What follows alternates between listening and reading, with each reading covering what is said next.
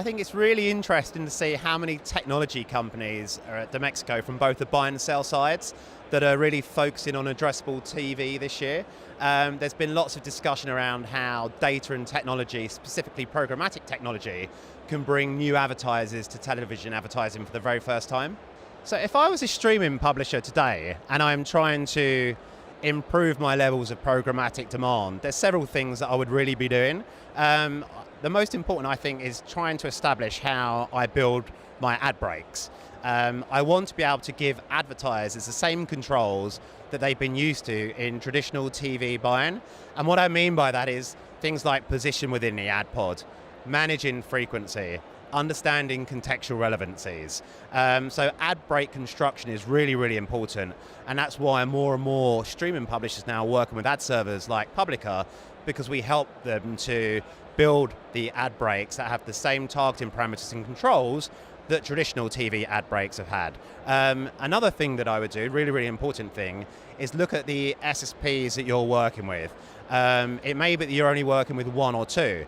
So via the introduction of a unified auction, which is also referred to as header bidding in the display and mobile ecosystem, overnight you can introduce a lot more demand and competition for your streaming inventory. So the two kind of real pieces of advice I would offer to a streaming publisher is look at the way your ad break is created, give advertisers as many targeting parameters and controls as possible, and then also look at the way you run your auction. Who are you enabling to target your inventory? If it's only a handful of SSPs, then I would absolutely recommend the introduction of a unified auction, which enables a lot more demand players to see your inventory at the same time, and it creates a lot more competition. So in a controlled way, you can let more demand in that will be incremental to what you would have been seeing via just running 2 or 3 different SSPs back to back alongside a direct sales strategy. Supply path optimization is something we're starting to hear more about in the CTV ecosystem.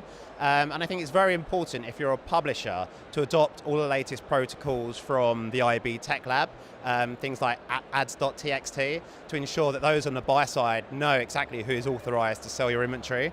Another thing that you can do if you're a publisher to ensure that you don't lose demand to DSPs trying to formulate some type of SPO strategy is making sure that you pass all of the variables you can in a privacy compliant way. So every type of targeting parameter that can be passed, are you passing that to DSPs? Another thing that you can be doing is adopting the latest OpenRTB protocol. So we're currently at OpenRTB 2.6. So it's making sure that you pass data, it's making sure that you're privacy compliant, it's making sure that you've adopted the latest OpenRTB protocols, because that will really enable you to have a position of strength when it comes to supply path optimization. DSPs, brands and agencies are always trying to find the most efficient path to inventory. We've seen that play out in mobile, we've seen that play out in desktop, and now that's evolving in the CTV ecosystem. So it's not always about price, it can be about performance, it can be about match rates, it can be about data, it can be about targeting publishers who are more privacy compliant in certain territories globally.